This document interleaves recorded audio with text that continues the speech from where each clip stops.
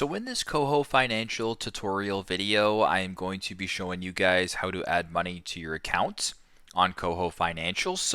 Once the app's opened up, you can do this one of two ways. You can either go to the home screen here and you can press on add money, or you can go to where it says payments right here, press add money, and it brings you to the exact same screen. So once you're on the add money page, there's four different ways you can add money to your account. You can do it through e-transfer, debit card, direct deposit, or cash deposit. Select one of your options. In this case, I will just use the debit card as an example.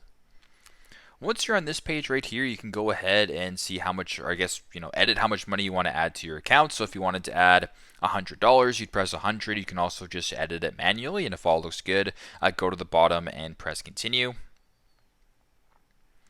Once you're on this screen right here, you can go ahead and review the details. So in this case, you'll be receiving $100. In my case here, my debit fee is waived. Now this is because it'd be my first one.